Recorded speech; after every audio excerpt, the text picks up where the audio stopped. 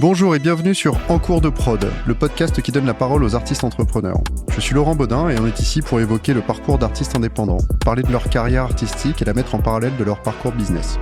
Comprendre comment ils se sont structurés, comment ils travaillent, leurs réussites, leurs difficultés, leurs envies. Bref, discuter et apprendre avec eux. Aujourd'hui, je reçois Jean-Noël Scherer, chanteur et leader du groupe Last Train, phénomène rock dont l'énergie brute m'a saisi cet été au Paléo Festival, quand je les ai vus sur scène pour la tournée de leur album 3, sorti au début de l'année. C'était fort, intense et tellement cool ce gros concert de rock avec cet énorme son de guitare. Mais je crois aussi que cette énergie m'a d'autant plus impressionné que j'avais déjà eu l'occasion de rencontrer Jean-Noël au cours de divers événements professionnels comme les Bis de Nantes ou le Mama, et que j'avais du mal à faire le lien entre la douceur et le caractère tellement réfléchi de cet entrepreneur-producteur et le chanteur de rock déchaîné que je voyais sur scène à ce moment-là. Je crois que c'est aussi ça l'artiste entrepreneur, cette capacité à incarner deux casquettes si différentes, voire contradictoires, l'entrepreneur posé et l'artiste qui s'envole. Et c'est ce qui m'a donné envie de t'inviter aujourd'hui pour qu'on puisse discuter de ce parcours d'artiste et de producteur.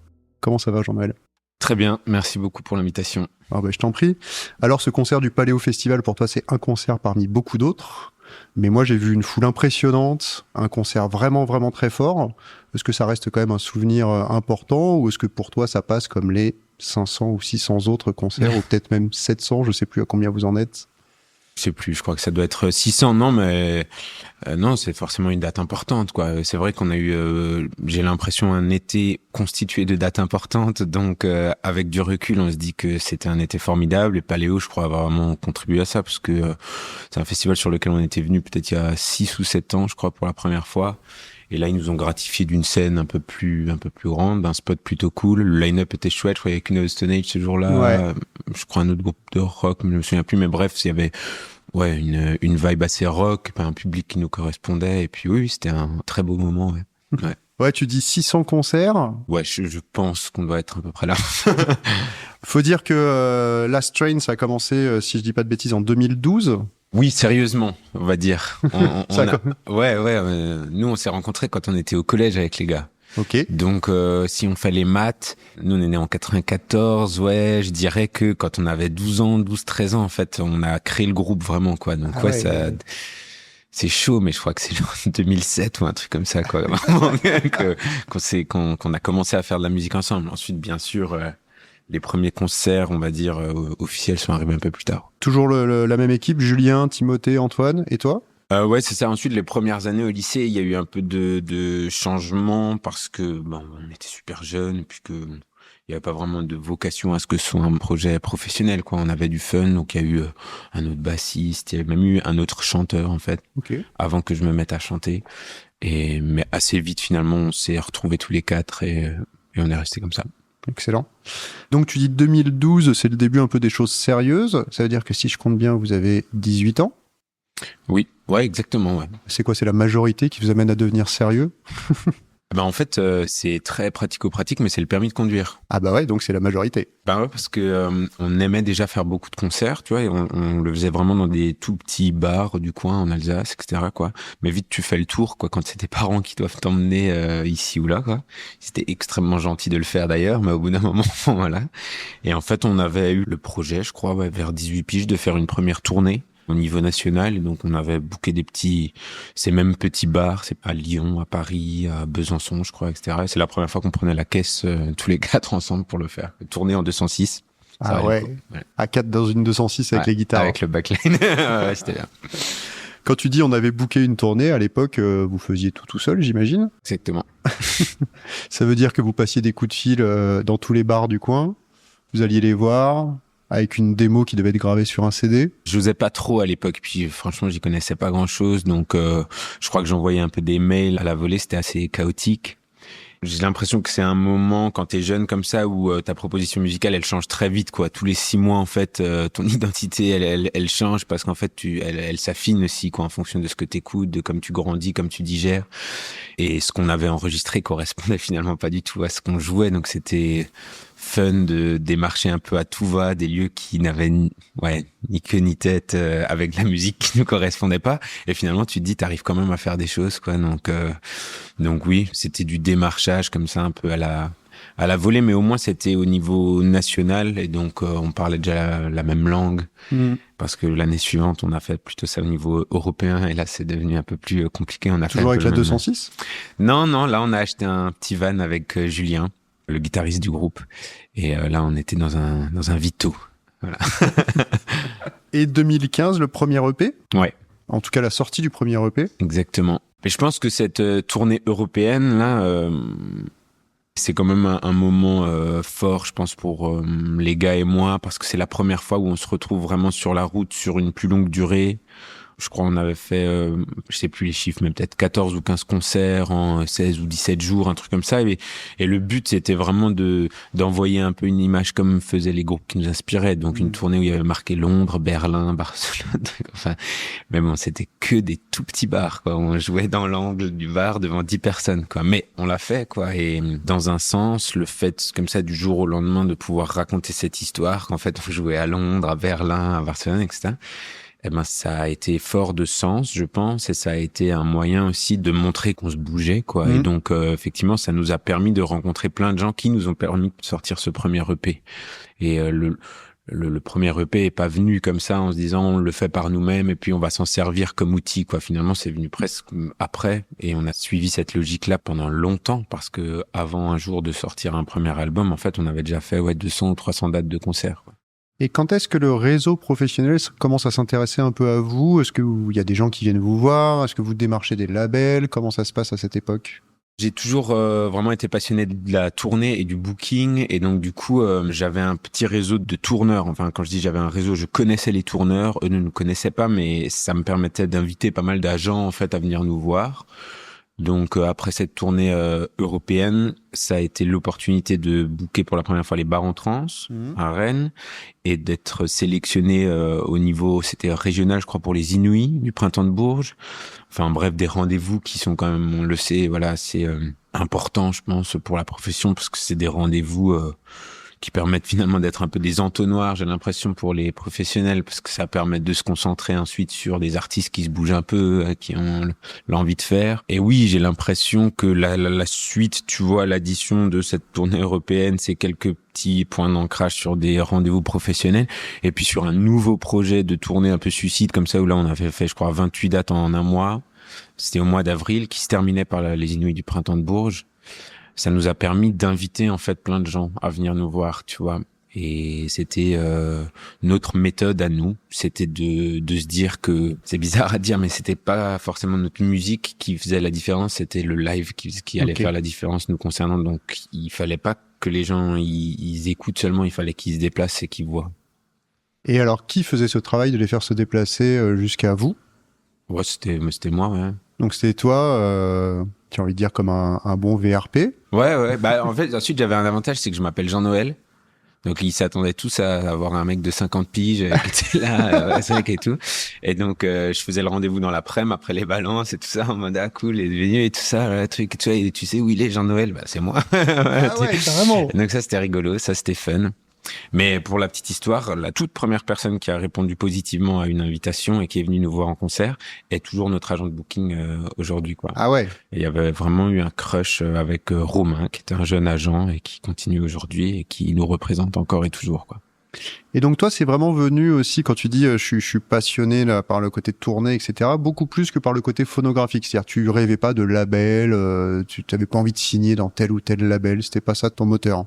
Ouais, je crois pas. Mais peut-être par manque de connaissances aussi. Et même aujourd'hui, tu vois, c'est un monde que je connais beaucoup moins, qui me fait pas particulièrement vibrer, tu vois, d'être dans telle ou telle famille, ou je sais pas, la partie historique des maisons de disques, etc. Ça me passionne un peu moins parce que c'est peut-être un peu moins concret que le live, quoi. Mais le live est tellement important pour nous et c'est tellement la raison de vivre du groupe, d'être sur scène et de partager ce truc-là tous les quatre déjà et ensuite avec le public que je me suis tout de suite focus sur la partie live, quoi. Au point que du coup on invitait des agents, on a eu quelques propositions, pas beaucoup, hein, franchement il faut être honnête, mais que du coup on refusait parce que tu vois on a fait ce malin plaisir de dire non mais en fait nous on veut continuer à faire le booking nous-mêmes, quoi, tu vois. Mais c'était cool parce que du coup bah, eux, ils essayaient de nous donner envie en nous proposant des premières parties de leurs artistes, de leur catalogue, Génial. etc. Et donc, nous, on continuait à faire du live, mais par nous-mêmes. Enfin, tu vois, il y avait un truc comme ça qui était assez stimulant, quoi. Bah, là, tu illustres directement un propos que j'aime bien tenir, c'est que le fait d'être en capacité de faire les choses, ça établit un rapport beaucoup plus égalitaire avec tes partenaires professionnels.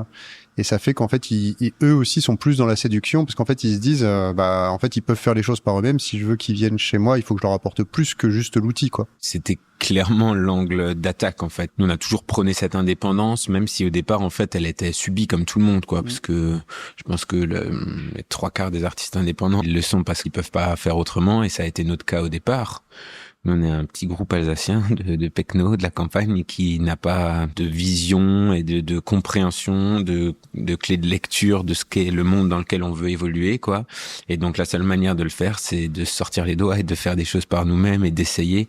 Mais du coup, en le faisant, comme tu le dis, petit à petit, t'arrives quand même à des résultats et que tu peux mettre sur la table en disant, voilà, nous, on arrive à faire ça par nous-mêmes aujourd'hui. T'as envie de travailler avec moi, mais du coup, qu'est-ce que tu peux proposer, quoi, tu vois, puisqu'en fait, des dates, on en a déjà, et ça nous plaît et on kiffe et on n'est pas dans un rapport de on veut faire des sous, on veut des grosses commissions, on veut, tu vois, en fait, on veut juste jouer, on veut juste partir sur là. Ce qui était un peu problématique au départ, puisque du coup, on acceptait tout. Ouais. On faisait tout, on jouait dans des tout petits bars pour que dalle, à côté, les agents essayaient de booker des concerts à des prix un peu plus raisonnables, etc. Enfin, c'était un peu chaotique, mais ça a été notre manière de faire. Et donc, c'est pour ça que la première structure que vous montez, c'est une structure de tournée, si je dis pas de bêtises. Call Fame. Ouais. Donc, c'est une structure associative au début ou c'est une société, je sais pas. Non, c'est une structure associative qui était pas forcément d'ailleurs vouée à faire que du tour, quoi. C'était avec Julien, le guitariste du groupe, avec qui on était pendant longtemps tous les deux aux manettes, d'essayer de comprendre comment ça fonctionnait à côté de la partie purement artistique. On se dit, c'est génial tout ça, là, monter des tournées, lui, il faisait pas mal de promos, il essayait de démarcher les journalistes, etc. Tu vois. Il tournait ses premiers clips aussi. Okay. Aujourd'hui, il est réalisateur, mais on se disait, mais en fait, waouh, c'est carrément un métier de faire tout ça, quoi, tu vois, mais on en était à ce niveau de naïveté, tu vois. Mais du coup, on s'est dit, mais génial, mais faisons une entité qui nous permettrait de le faire, on va dire, plus ou moins officiellement pour le groupe, toutes ces petites initiatives là qu'on faisait, du booking, du démarchage, de la promo, mais peut-être aussi même pour d'autres groupes. Et donc forcément, la partie booking avait une place importante là-dedans, mais au départ, en fait, c'était un peu un fourre-tout, c'était juste une structure qui nous permettait un peu de justifier ce qu'on faisait et d'avoir l'outil administratif pour pouvoir éventuellement faire l'une ou l'autre facture, l'un ou l'autre contrat, mais c'était extrêmement naïf, quoi, tu vois, c'était... Oui, parce que alors vous faites le premier EP aussi sur cette structure-là, du coup, à l'époque. Ouais. J'imagine de façon un peu artisanale. Ça. Mais bon, l'important c'est qu'il soit là, quoi. Et le premier album aussi. Ouais, tout à fait. Alors entre-temps, on a monté une structure commerciale. Ah, ok. Pour le premier album. Donc, si tu veux, à ce moment-là, il y a eu Call Fame Booking, le département vraiment tourné qui est resté sous le modèle associatif, et Call Fame Records qu'on a monté sous la forme, d'une structure commerciale, de par la problématique de la propriété des masters sur laquelle on a été sensibilisé, et parce que il y avait l'envie et l'ambition peut-être de faire une licence avec une maison de disques, en se disant qu'il y avait certaines choses qu'on avait envie de faire par nous-mêmes, notamment la production de l'album. Parce que ça nous laissait une certaine liberté, parce qu'on avait envie de travailler avec la personne qui nous suivait depuis le départ, parce que ça nous formait aussi, mais qu'il y avait des choses qu'on voulait pas du tout faire. Et en l'occurrence, oui, l'exploitation de cette musique derrière, c'était un peu moins notre domaine. Et juste, ça nous titillait moins, quoi. Et donc, du coup, effectivement, on a monté cette structure commerciale pour pouvoir signer notre première licence. Et à ce moment-là, on l'a fait avec Barclay de chez Universal, la licence. Mais du coup, là, t'en parles avec une aisance vraiment très naturelle et exactement le vocabulaire adapté. Mais en 2015-2017, comment est-ce que tu appréhendes toutes ces nouveautés ? C'est-à-dire est-ce qu'il y a des gens qui vous accompagnent là-dedans ? Comment est-ce que tu te retrouves ? Parce que bon, monter une asso, c'est assez facile. Monter une société commerciale, ça devient déjà plus compliqué. Négocier un contrat de licence, ça devient encore plus compliqué. Est-ce qu'à l'époque, vous avez un manager ? Est-ce que vous avez un entourage professionnel particulier, un avocat ou des gens comme ça qui vous aident à passer ces étapes ? Faudrait refaire la chronologie, quoi. J'ai pas envie de dire de bêtises, mais ce qui est certain et ce qui est un fil rouge et encore aujourd'hui, c'est le fait que certes on est indépendant et aujourd'hui plus que ce qu'on n'a jamais été, mais qu'il y a toujours eu beaucoup de monde autour de nous. Ça, c'est vraiment un point méga important et que moi je répète le plus possible autour de moi, des artistes qui ont envie de devenir indépendants, etc. C'est que être indépendant, c'est pas être seul. C'est même une erreur de vouloir être seul parce que c'est vraiment aux côtés d'eux qu'on apprend. Et je sais plus comment chronologiquement ça s'est fait, mais je crois qu'un des premiers partenaires qu'on ait eu, c'est quelqu'un qui est venu nous faire du conseil, sans forcément avoir le rôle de manager, parce que nous, ça nous faisait très peur. C'est quelqu'un qui avait aussi un label, qui nous a proposé de travailler ensemble, mais avec qui, pareil, on a eu très très peur, on voulait pas. On était très apeurés, effrayés de tous ces trucs-là, quoi. On a eu ensuite notre premier attaché de presse, avec qui on travaille toujours aujourd'hui. C'était, je sais pas, il y a 10 ans ou 11 ans, je crois. Et en fait, ça s'est fait de manière vraiment, je sais pas comment dire, empirique, tu vois. C'est se dire que toutes les semaines, t'es confronté à une nouvelle problématique et donc d'essayer de trouver la réponse à cette problématique, à cette situation.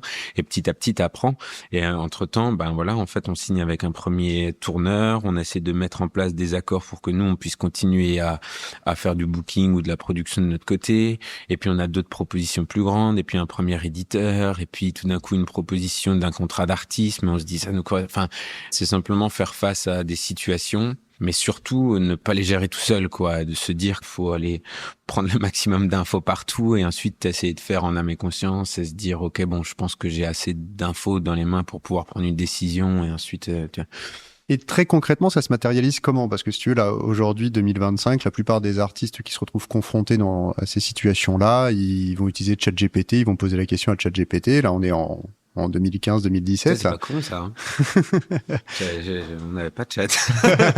Donc, tu fais quoi? T'as acheté des bouquins, t'allais sur Internet, ou au contraire, tu passais plutôt par les gens, c'est-à-dire que t'avais les personnes en qui t'avais confiance, à qui tu passais des coups de fil? Ouais, moi, j'ai toujours été, je crois, touché par, je sais pas comment dire, les punchlines. Donc, j'ai des phrases qui me restent dans la tête comme ça au bout d'un moment qui te touchent, avec lesquelles tu raisonnes, je pense, et tu te dis ok, ça va être une guideline au bout d'un moment. Donc moi j'essayais de faire le max de rendez-vous possible, même si j'avais aucun intérêt direct dans le sens je cherchais quelque chose de cette personne, mais j'ai toujours cherché à faire le maximum de rencontres possibles parce que je pense que c'est de l'input et que tu apprends toujours d'une conversation avec quelqu'un. Et sur un malentendu, elle te lâche une punchline qui change ta vie, tu vois. Ah ouais. Et pendant longtemps, quand je me suis installé à Lyon, je pense pendant au moins, je sais pas, 5-6 ans, je me disais que toutes les semaines, il fallait au minimum une fois par semaine que je rencontre une nouvelle personne. Et donc de faire simplement un café et de parler je sais pas, de tout et n'importe quoi, de tes projets, de tes inquiétudes, de ta vision, du calendrier, etc.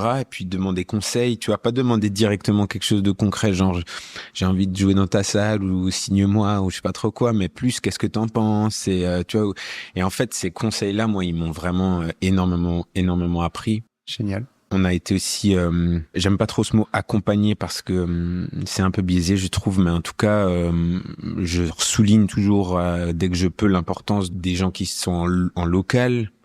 Nous, on est alsaciens, donc c'était le Noumatrou Famulus, qui est une salle de musique actuelle là-bas.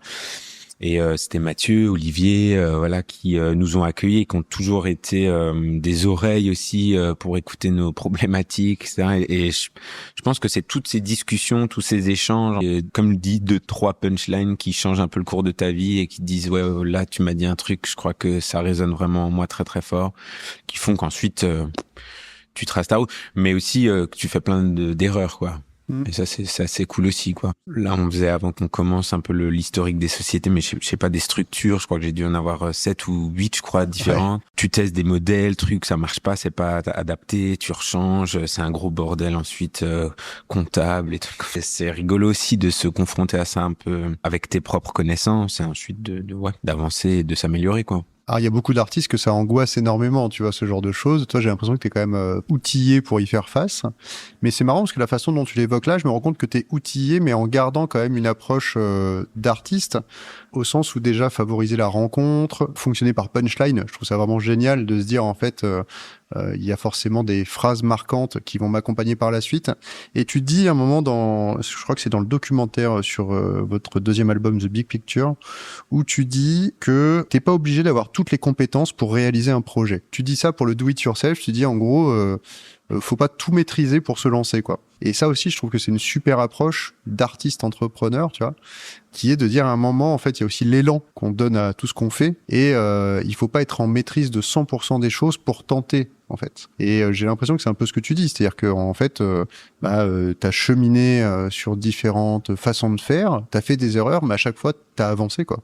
Bah, c'est tout à fait ça, ouais. Enfin, ensuite, c'est des convictions et des moteurs, tu vois, c'est-à-dire que je voudrais pas imposer et dire que c'est la manière de faire, mais en tout cas, c'est une manière de faire qui me va bien. Parce que ça déculpabilise, en fait. C'est quoi? C'est le mieux et l'ennemi du bien. Je pense que c'est de chercher à vouloir tout contrôler, à tout savoir avant de faire. Eh ben, en fait, c'est le frein ultime parce qu'en vérité, on est quand même dans un milieu qui est assez complexe, qui est assez technique, qui est assez transversal parce qu'on part de l'envie de faire de la musique et on termine à faire des bilans comptables et de l'optimisation fiscale en passant par des montages juridiques complexes et des stratégies de développement. Tu vois, tu te dis, ouais, mais si en fait l'artiste de demain, il doit avoir toutes ces casquettes-là, faudrait avoir 12 vies, quoi. Donc, me concernant, c'est un peu ma vision des choses, c'est que je me dis que c'est en faisant que t'apprends, donc naturellement, oui, tu vas te planter à plein d'endroits, mais bon, quand tu vas te planter, bah, tu vas apprendre, et demain, ce potentiel échec, si on peut appeler ça comme ça, a priori, oui, il va plutôt être un levier, quoi. Mais il y a aussi un paramètre là-dedans qui est super important, c'est que, me concernant, j'ai pas particulièrement peur du fait que les choses prennent du temps. Et je trouve que ce mantra là, cette vision là, tu peux l'avoir si effectivement t'es pas pressé, parce qu'en vérité, si t'as envie vite d'avoir des résultats et vite de, je sais pas, de rencontrer le succès, ou c'est plus complexe, quoi, de dire que tu vas pouvoir te planter, te tromper de partenaire, sachant qu'on sait les durées des contrats aujourd'hui, on sait ce que la fidélisation d'un public, ça prend du temps, etc. Mais puisque nous, on a toujours fait du rock, qui n'est pas du tout une musique de niche, qui n'est pas non plus une musique qui est sur les devants médiatiques ou encouragée par aujourd'hui, j'en sais rien, les plateformes de streaming, etc. Eh ben, on savait que de toute façon, on était un peu à la marge, sans être justement trop à la marge pour que ça devienne quelque chose de viral. En fait, on est juste là, quoi, mais on est à notre place. Et donc, du coup, ça allait prendre du temps. Et preuve en est, en fait, ouais, ça fait, je sais pas, 10 ans, 12 ans qu'on charbonne et qu'on se considère encore comme au début de quelque chose. Et c'est ok, quoi. Ça prend juste du temps. Ouais, c'est vrai qu'on utilise le terme artiste entrepreneur, mais il y a aussi, moi j'aime bien utiliser le terme d'artiste artisan. Voilà, avec le fait de toujours se remettre à l'ouvrage, retourner, creuser son sillon. Enfin, tu vois, il y a beaucoup de métaphores qui collent en fait à votre parcours aussi. Mais quand même, ce qui est impressionnant, c'est tout ce que vous avez réussi à faire, parce que aujourd'hui, donc il y a 3 albums qui portent le nom d'album. Vous avez également des EP, avec parfois des paris artistiques assez audacieux, comme How Did We Get There en 2022, où vous faites un EP avec un seul titre, de 20 minutes. Il y a aussi un documentaire sur votre 2e album, The Big Picture. Et là, en 2024, vous faites carrément un album symphonique à partir de tes compositions, mais revisité comme une musique de film, avec cette petite accroche que j'adore, la BO d'un film qui n'existe pas, quoi. Est-ce que tu penses que tu aurais pu faire tout ça avec une carrière d'artiste un peu plus traditionnelle chez un producteur, ou est-ce que tu crois que justement c'est l'indépendance qui t'a permis de faire tout ça? Oui, c'est sûr que le modèle qu'on a construit nous a permis de mener à bien ces projets-là, parce que je pense pas qu'une maison de disques aurait accepté de se lancer dans un projet comme ça, parce que je suis totalement honnête sur le fait que c'est pas des projets qui sont économiquement rentables. Ils peuvent voir le jour uniquement par la structuration qu'on a mis en place et par la stratégie de financement qu'on a mis en place autour, et qui conviendrait probablement pas à finalement un tiers, en fait, tu vois, quelqu'un qui n'est pas nous-mêmes. Donc ça, c'est presque les fondations de notre fonctionnement. C'est qu'en fait, au bout d'un moment, on se disait, mais qui mieux que nous-mêmes peut croire en ce qu'on fait, peut investir dans ce qu'on fait, peut, tu vois, sans se poser de questions de c'est quoi la rentabilité. C'est ça aussi, je trouve, l'avantage de cette structuration et de ce choix d'avancer dans cette manière-là, c'est que du coup, tu as d'autres critères, quoi. Et ton cahier des charges, il est un peu différent que celui d'un autre producteur. Même si tu fais le même métier, a priori, ton cahier des charges, il est un peu différent. Et puis ensuite, ouais, non, c'est charmant parce qu'en fait, on s'éclate, quoi. On ne se pose pas de questions. On part toujours de l'envie de faire chose, et on se questionne comment on le finance, et pas quel est le budget, qu'est-ce qu'on peut financer avec ce budget, quoi. C'est plutôt dans l'autre sens que ça marche. Ça, on en a parlé dans l'épisode avec Blanche Gardin, comme quoi l'artiste entrepreneur aussi, c'était quelqu'un qui allait chercher les moyens de produire ce qu'il avait envie de produire, et cette démarche-là, ça avait vraiment dans le désir interne, en fait, et ensuite de trouver les moyens de mettre en œuvre ce projet, quoi. Et quand tu parles de la structuration que vous avez mise en place, est-ce que tu peux la décrire un peu, bon, pas chronologiquement, parce qu'elle a été très complexe, elle a suivi plein de parcours différents. Ouais. Mais aujourd'hui, en 2025, c'est quoi votre structuration? Alors, concrètement, si on devait expliquer ça, là, gens qui écoutent le podcast. On a deux structures, on va dire, une qui est associative, l'autre qui est commerciale. Et c'est l'Astreine Production, d'un côté super sexy, et l'autre Golden Sound Production, c'est juste le nom d'une chanson. Il y en a une qui porte notre tournée, mais qui a aussi porté les productions phonographiques, qui est l'association, et que je sais ne pas être le choix idéal pour porter notre production phonographique. Mais c'était aussi une obligation, entre guillemets, du fait qu'on n'avait pas d'autres sources de financement et que la trésorerie et la possibilité de chercher du financement, ça reste le nerf de la guerre à ce moment-là pour nous. Donc on produit nos tournées sur cette structure, on a produit 3 disques sur cette structure-là. Et on a notre structure commerciale qui est une structure dédiée pour nos éditions, sur laquelle on a des mandats de coédition avec nos éditeurs. Et je pense que demain, on aura la chance de pouvoir basculer l'activité de production phonographique sur la structure commerciale, mais que j'envisage pas particulièrement de basculer la tournée sur la partie commerciale, parce qu'en fait, ça me va très bien de le faire sur l'association, notamment pour la vision en fait de la finalité de nos objectifs. En fait, je trouve ça assez sain parce que ça va correspondre à la répartition un peu des piliers économiques de ce que pèse l'Astreine. En fait, la tournée pour nous, c'est là où il y a le plus d'argent. C'est là où ça coûte le plus d'argent, mais c'est là où ça fait le plus d'argent aussi. C'est assez dynamique. Et puisque c'est une structure associative à but non lucratif, les bénéfices éventuels qu'on fait sur cette structure, on peut absolument pas se les reverser. Et tout ce qu'on fait, c'est réinvestir dans le projet. Et je trouve qu'il y a un truc un peu éthique entre nous qui est hyper important, c'est de se dire qu'on sait que c'est là où il y a le plus d'argent, mais justement, on va tout mettre en œuvre pour pouvoir réinvestir cette thune-là dans nos envies et dans ce qui est bon pour le projet, et pas forcément ce qui peut nous mettre dans le bien, nous, à titre personnel, en fait. Et ce qui nous permet aujourd'hui d'avoir quand même une marge de manœuvre avec nos partenaires assez importante. Quand, par exemple, des partenaires ne veulent plus financer des choses pour X ou Y raison, nous, on a tout le loisir à dire, ok, nous, on le fait, vous y croyez pas, nous, on le fait pas. C'est arrivé énormément de fois sur du marketing. Et là où sur la partie commerciale, effectivement, il y a cette notion, on va dire, d'actif, quoi, que ce soit les droits d'auteur d'un côté, que ce soit la photo de l'autre, où je trouve que c'est plus intéressant, que ce soit un peu bridé, que ce soit un peu cadré proprement, mais c'est aussi, il faut être honnête, des endroits où ça fait pas le plus de sous pour nous. Donc tu vois, il y a un équilibre, il y a une balance entre ces deux structures-là, quoi. Et c'est hyper intéressant ce que tu dis, parce que c'est-à-dire que le réinvestissement des bénéfices est structurellement ancré dans le fonctionnement de l'Astreine. Quand tu dis, en fait, on a pris ce qui faisait plus de sous et on l'a mis dans une structure où justement on peut pas se ressortir l'argent, c'est une démarche hyper radicale, parce que ça montre vraiment une grosse volonté d'indépendance. Est-ce que parfois, au sein du groupe, il y a eu des désaccords là-dessus? Est-ce que vous avez toujours été complètement alignés là-dessus? Parce que c'est vrai que c'est une démarche, moi je trouve que l'univers artistique est souvent très capitaliste. L'argent prend énormément de place dans les desiderata artistiques, etc. Et c'est vrai qu'un discours comme celui que tu tiens, et j'ai envie de dire au-delà du discours, la mise en œuvre que vous avez faite, qui correspond 100% à ce discours, c'est assez rare. Et je pense qu'il doit forcément générer des débats et des questionnements là-dessus. Ensuite, il faut regarder ce qu'il y a en face, c'est-à-dire que c'est forcément des discussions qu'on a, mais c'est jamais conflictuel parce que il y a des retours sur l'investissement en face, quoi. Cette année, par exemple, c'est la première fois qu'on a la chance de faire des gros festivals à l'échelle internationale. On a fait Mad Cool à Madrid, Copenhague au Danemark, le Lollapalooza à Berlin, à Seagate, sur des conditions financières, par exemple, qui sont totalement différentes de celles qu'on a en France. Donc ça veut dire que ça nous coûte énormément d'argent d'aller se déplacer sur ces festivals parce qu'on vient avec la même config, la même équipe que sur les festivals français. Souvent parce que c'est d'ailleurs sur les mêmes routines, en fait, donc on n'a pas trop le choix. Mais il est évident que du coup, c'est un investissement qui est énorme et qu'on fait à chaque date et qu'on assume parce qu'en vérité, ça nous permet d'avoir des expériences qui sont assez inédites. Parce que par exemple, le développement international, c'était vraiment un de nos objectifs. On sait que c'est ce qui coûte le plus cher pour le producteur de spectacles français, qui sont souvent réticents au développement international parce qu'on sait que c'est compliqué. Que les artistes, d'ailleurs, il y en a beaucoup qui en rêvent, mais que finalement, quand ils ont l'opportunité de le faire, ne le font pas trop, parce qu'en fait, c'est difficile, c'est contraignant, c'est long, on a des super conditions ici en France, on ne les retrouve pas du tout à l'export.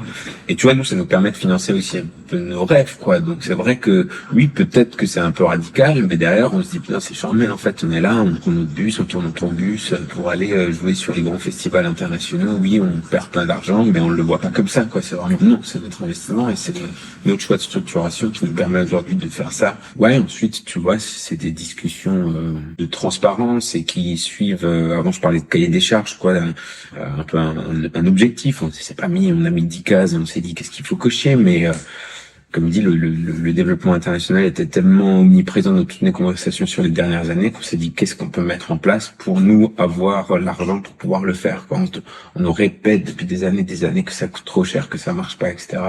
C'était vraiment au centre de nos réflexions de dire tiens, qu'est-ce qu'on peut faire pour avoir le financement pour faire ça, parce qu'on savait que des partenaires autour de nous ne le feraient pas pour nous. Donc, Et là, tu as dit, on a la chance en France d'avoir des conditions assez exceptionnelles. C'est vrai que ça mérite de s'arrêter un petit peu dessus parce que, en effet, quand tu tournes à l'international, tu te rends compte que les artistes à l'étranger, ils n'ont pas l'intermittence.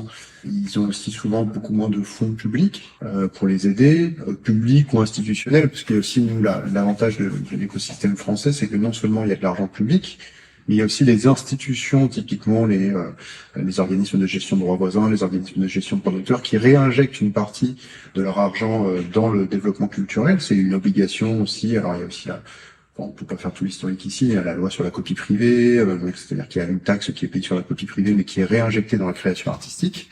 Aujourd'hui, est-ce que Last Trade, c'est un groupe qui bénéficie de cet écosystème? Et est-ce que tu peux nous en dire un mot là-dessus?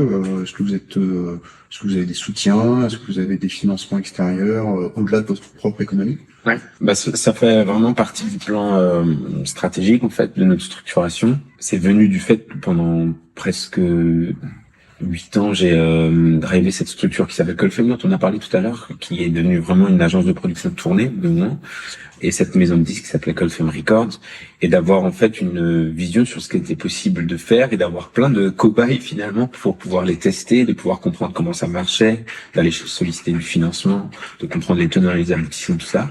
Et quand on a si tu veux, en 2021, monter la Strain Production, il y avait cette vision de se dire, ok, en fait, il existe tout ça. Comment on peut coller nos projets, notre envie artistique, avec ce qu'il existe aujourd'hui comme support et comme moyen pour pouvoir nous aider à les financer, puisqu'on n'avait pas non plus de trésorerie, etc. Donc, il y avait cette nécessité. Avant, je te disais même qu'il y a une structure, l'association qui a été montée parce que justement, il y avait cette possibilité d'aller solliciter du financement. Donc, c'était vraiment quelque chose de stratégique. Et aujourd'hui, en fonction des années, naturellement, cette part de financement, elle est plus ou moins importante en fonction par rapport à nos fonds propres, quoi. Ça va dépendre naturellement sur les périodes de tournée. La tournée écrase tout naturellement, mais sur des périodes où on est plus en production, par exemple, quand on enregistre le disque orchestral sur 1 an et demi, par exemple, ou notre album, etc., et qu'on a 2 ans où on fait pas tourner, effectivement, ça prend des parts un peu plus importantes. Et aujourd'hui, on sépare, enfin, moi, je sépare, on va dire, un peu en deux,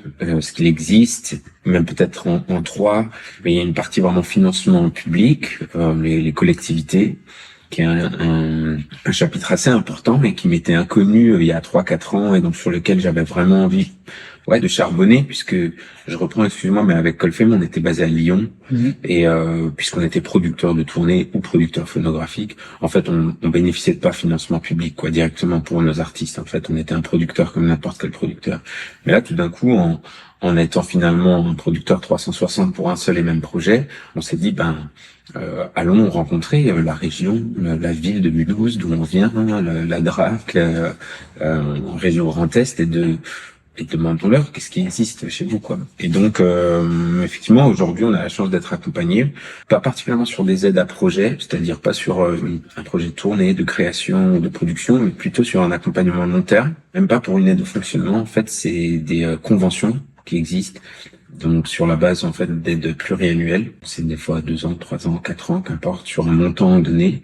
Et le principe est souvent le même. Il y a effectivement des projets en toile de fond, mais ils sont assez multiples. Et l'idée, c'est de consolider une structuration. Et donc aujourd'hui, c'est vrai que tous ces partenaires publics, là, on a eu la chance de rencontrer, d'écrire des histoires avec eux. Et en fait, c'est des partenaires financiers assez importants de notre structuration. De l'autre côté, il y a des structures type naturellement CNM, mais Adami, Spedidam, Fonpeps, etc., qui sont pour moi plus des aides à projet. qui sont des professionnels et qui se prélèvent des taxes, qui vont les redonner sous forme de subventions derrière, plutôt sur des projets. Et là, il en existe de tout type. Et puisqu'en fait, on est producteur, on va dire, à tous les niveaux, autant phonographique qu'audiovisuel, que sur notre tournée, donc sur la création qui est en amont, surtout le développement international. En fait, ça nous légitime à aller solliciter beaucoup de financement derrière. Et je pense aujourd'hui qu'on cherche à peu près tout ce qui est possible, tout ce qui existe, quoi. Enfin, aide à l'export CMM, aide à la promo à la DAMI, enfin, j'imagine que... Vous avez quelqu'un qui vous fait les dossiers, vous les faites vous-même? C'est moi qui les fais. Mais ça, je m'éclate à le faire, donc Mais en fait, du coup, vu qu'on se place dans une situation de professionnel, c'est comme si on était n'importe quelle maison de disques ou n'importe quel producteur de spectacle. En fait, c'est pas du tout des dossiers qui nous sont inaccessibles. En fait, je disais avant, on parle d'égal à égal. Je crois que c'est exactement la même chose. En fait, donc quand on voit les dossiers devant nous, en fait, ils sont super simples et hyper sains à remplir, parce que notre activité, en fait, elle correspond exactement à ce qui est demandé, tu vois. Donc, en fait, on présente juste ce qu'on fait, et puis, effectivement, du coup, ça te légitime le droit d'accéder à ces financements-là. Donc, les collectivités territoriales, les sociétés civiles et concerts. Et puis, peut-être une dernière chose, c'est le financement privé. Alors, nous, on n'en a pas beaucoup, mais c'est peut-être un truc qui pourrait être intéressant à creuser un jour. Mais voilà, c'est vrai que ça, c'est les différents types de financement qui sont autres que nos fonds propres. Et comme dit, qui nous permettent de traverser les années où on est moins en activité, en tournée en tout cas, et d'éviter les périodes d'investissement qui sont assez lourdes, comme les tournées internationales ou les campagnes marketing, promo de nos albums, ou ces genres de choses. Je suis quand même assez impressionné, c'est ce que je disais en intro du podcast. T'as vraiment une analyse très approfondie des fonctionnements du métier, etc. Et en même temps, quand je t'ai vu sur scène, j'ai vu un chanteur de rock déchaîné. Et c'est vrai que je redis ce que j'ai dit en intro. Vraiment, je trouve que cette double personnalité, elle est étonnante. Et pourtant, nous, on en fréquente vraiment beaucoup des artistes producteurs. Est-ce que toi, tu le vis comme une double personnalité, ou est-ce que c'est autre chose qui justement, on pourrait aborder sous un autre angle? Est-ce que je fais erreur en parlant de double personnalité là-dessus? Pendant un temps, ça l'était peut-être. Notamment parce qu'il y avait une histoire de représentation d'autres artistes, puisqu'on était producteur d'autres artistes pendant un temps. Mais aujourd'hui, c'est plus le cas. Et on a d'ailleurs, j'ai fait le choix effectivement de mettre un terme à l'histoire comme film, qui produisait d'autres artistes, pour pouvoir consacrer plus de temps et d'énergie à notre structuration de groupe et à notre groupe tout simplement. Pouvoir avoir le temps de faire de la musique aussi, de temps en temps. Et aujourd'hui, en fait, non, pour moi, il n'y a pas de double personnalité. C'est deux passions qui sont interdépendantes et qui s'entraident et qui s'entraînent l'une et l'autre vers le haut, je trouve, puisque l'une ne fonctionne pas vraiment sans l'autre. Et forcément, il y a eu une introduction, on va dire, à cette partie plus... moi, j'appelle ça, c'est grossier, en plus, c'est que vous êtes spécialiste dans la matière, donc j'ai parlé du business management, quoi. C'est vraiment de la gestion finalement du business, tout ce qui ne va pas concerner l'artistique directement, l'optimisation de la structuration des financements, etc. Et ça, j'ai appris à le faire et je continue à apprendre à le faire depuis 10 ou 12 ans, quoi. Mais parce que il y avait, comme on le disait avant en introduction, personne pour le faire au départ et qu'il a fallu apprendre et qu'on s'est retrouvé dans des situations et que c'était intéressant, je trouve, de comprendre plutôt que de déléguer. Et donc aujourd'hui, en fait, je kiffe, pour plein de raisons. Déjà, parler le même vocabulaire que les gens en face de toi, ne pas se sentir complètement largué quand on te parle en fait du milieu dans lequel tu évolues, parce que je pense que c'est le quotidien de beaucoup d'artistes aussi. Et moi, ça me ferait vraiment super peur, et ça me fait super peur, et donc j'apprécie aujourd'hui avoir une vision un peu plus éclairée aussi sur le monde dans lequel nous on évolue. Et puis aussi parce que c'est assez incroyable de dire que avec les peu de connaissances que tu arrives effectivement à faire à concrétiser tes projets et tes rêves de gamin, quoi. C'est ça, en fait, qui me poursuit, quoi. C'est de me dire que ça, c'est la partie du travail qui, pour certains, paraît un peu boring, mais qui, pour moi, me permet vraiment de réaliser mes rêves de gosse. Donc, en fait, moi, je re-signe, s'il faut refaire ça. Mais, par rapport à ça, comment est-ce que tu t'organises très concrètement? Est-ce que, par exemple, quand tu es en période de composition, t'arrêtes tout sur l'administratif pendant 15 jours pour te mettre dans une bulle?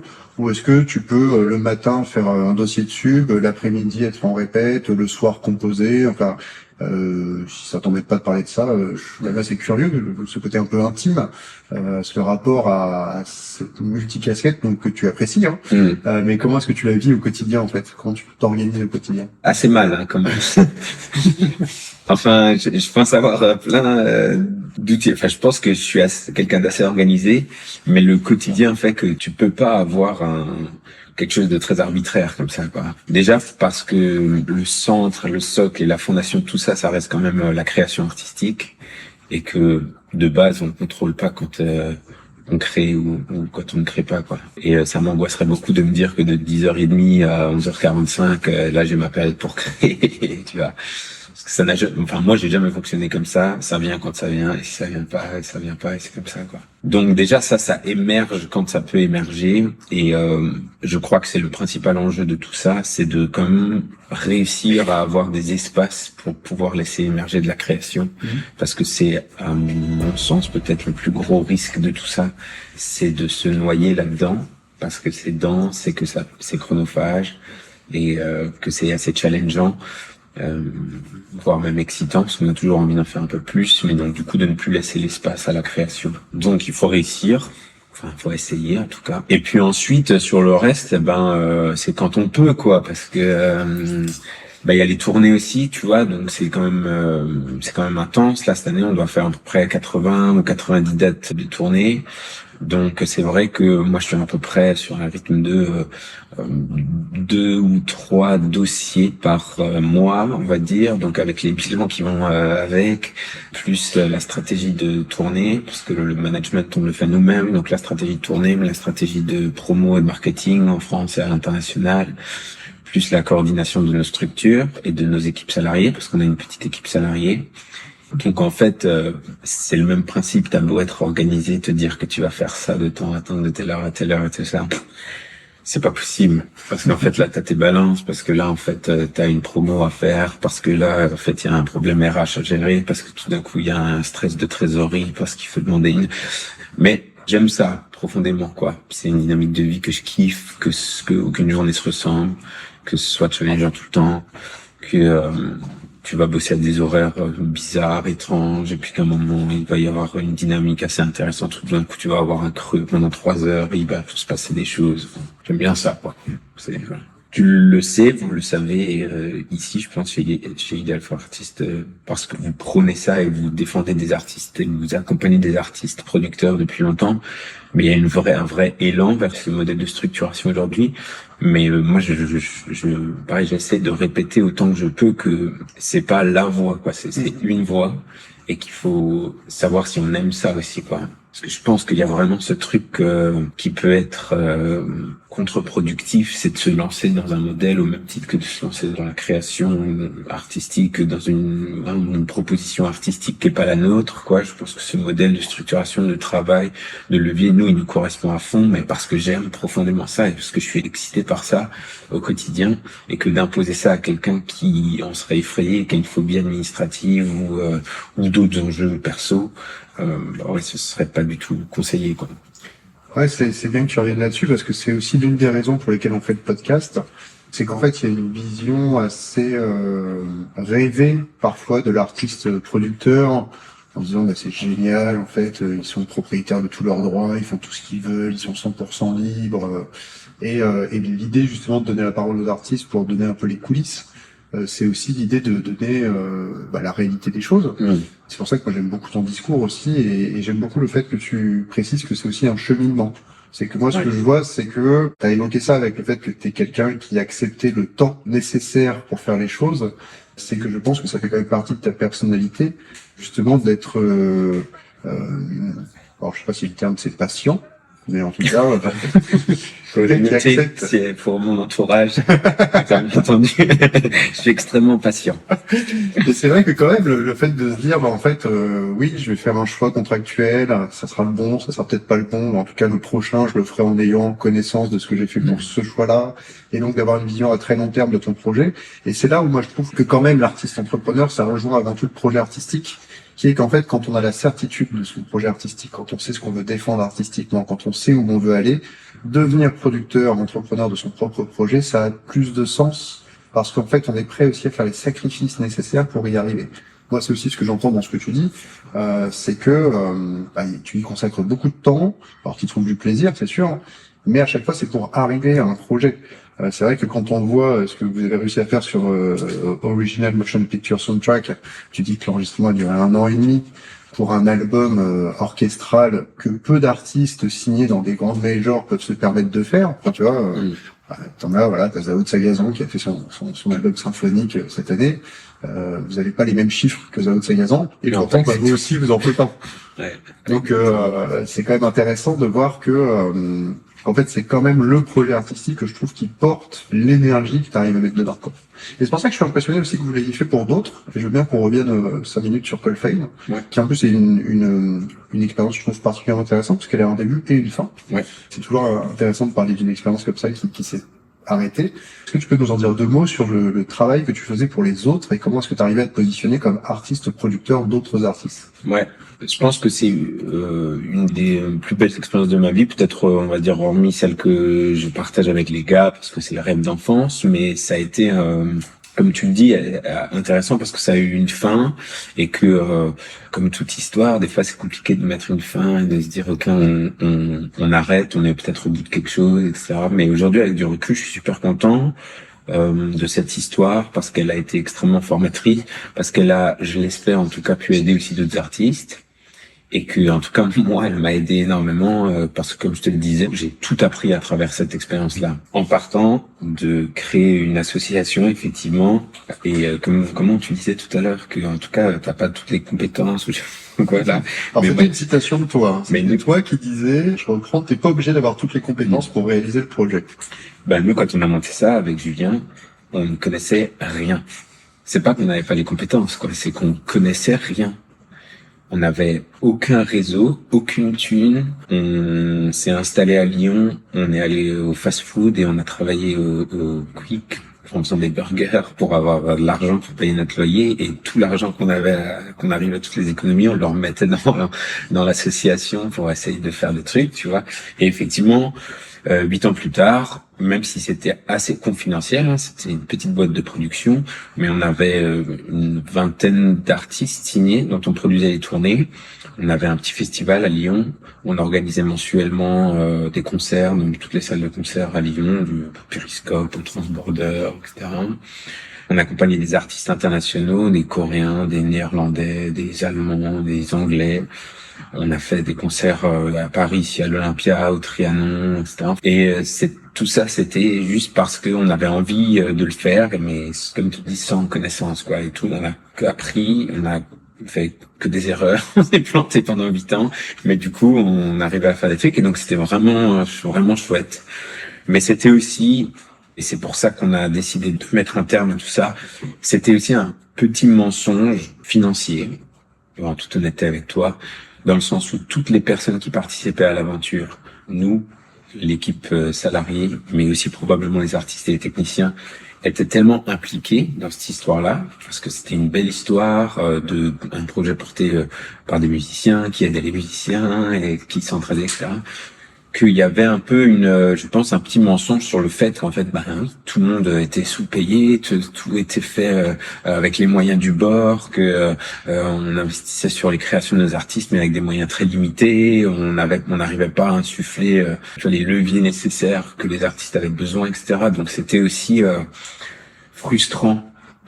Mais c'était la ligne directrice de base, c'était on veut signer des artistes rock indépendants, nouvelle génération. Donc c'était aussi une niche d'artistes sur lesquels c'était compliqué de capitaliser pour ensuite aller transformer tout ça. Donc on a pris la décision qui était un peu difficile, mais qui était, je pense, la bonne, de dire écoute, on a vécu une super aventure. Maintenant les artistes qui sont là et qui tournent, je pense à Bandy Bandy, Johnny Carwash, je sais pas, on a accompagné Lizzy Strata, etc. sont des artistes qui peuvent très très facilement retrouver des maisons après cette expérience-là, et même justement se servir de ce qu'on a essayé de mettre en place ensemble pour faire beaucoup mieux derrière, quoi.